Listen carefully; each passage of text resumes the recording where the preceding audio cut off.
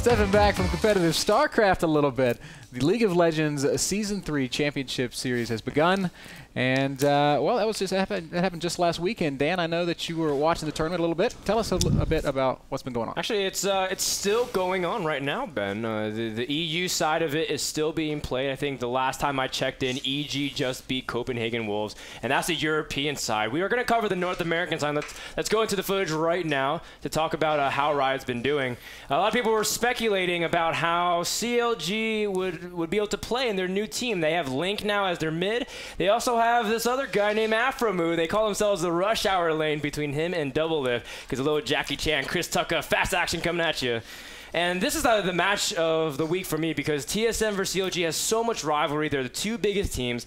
They've both had their travels outside of the USA to prove themselves, and they both came to bat. Dyrus showed up to play. So many people criticized Dyrus for a long time, saying, you know what, TSM always carries you. When are you going to carry him? But his play on Elise was phenomenal. Unfortunately, CLG just showed that their farming was amazing. Link showed that his Syndra play is awesome, and Syndra getting time on the screen, despite her being seen as underpowered on initial release, is amazing to watch. You can see this team fight here on Dragon really also pivoted for CLG, as they were able to really finish off the kill, and the double kill was picked up by Link in order to really set things into motion.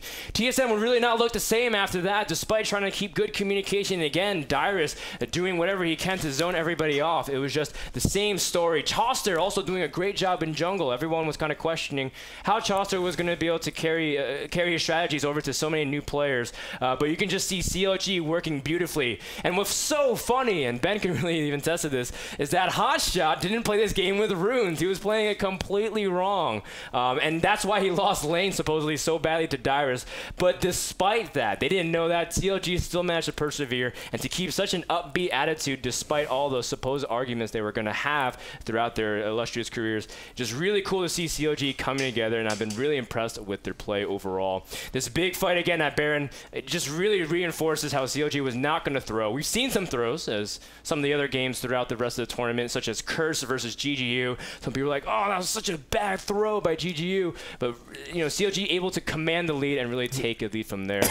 This was the standing after one day of play. We actually have an updated graphic of the current standings, where currently Curse is sitting on top 3-0. A lot of people were not expecting Curse to be on top. And you know what? We actually had an opportunity to catch up with Curse, to talk to them about Season 3, all their thoughts about their team, especially with Void Boy joining. And this is what we came up with. My name is NY Jackie. I'm Brandon DeMarco. In-game name is Saint Vicious. David Cobb Robertson. Cody Sigvason. In-game name is Elements. Jodat, Voyboy, Esfahani. I play League of Legends professionally for Team Curse.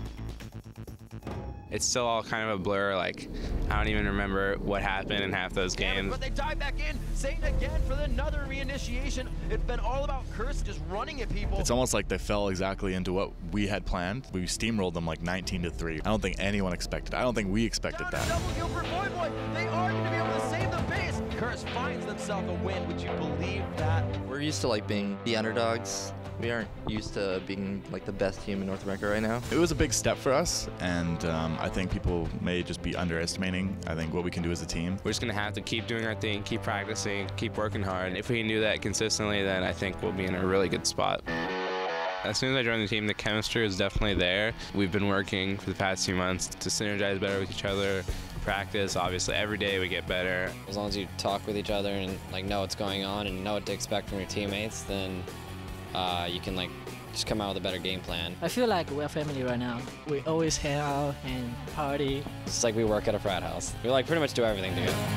We're very good, and we're becoming very consistent at just being able to feel each other's plays and make good calls and just play really well as a team. It's still very surreal to me. Every day I turn my stream on, immediately thousands of people like come from Twitter, Facebook. So much love really from the community, and that really motivates me and drives me to keep going. It's always about teamwork. We want to be the best. We want to know we're the best. I'm never going to be satisfied until, as a team, we accomplish something amazing on the world scene. We want it to be Curse's time to shine.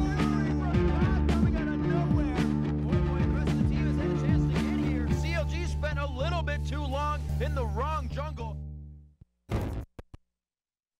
That's it for our tournament news. That does it for On the Wire. Coming up next, today's hot topic. We're going to be discussing region locking, changing the esports landscape, whether it's good, whether it's bad, and what the implications could or could not be. Don't go anywhere, guys. The hot topic returns after this. We are John and Jenna Bain of Axiom Esports, and you are watching The Pulse.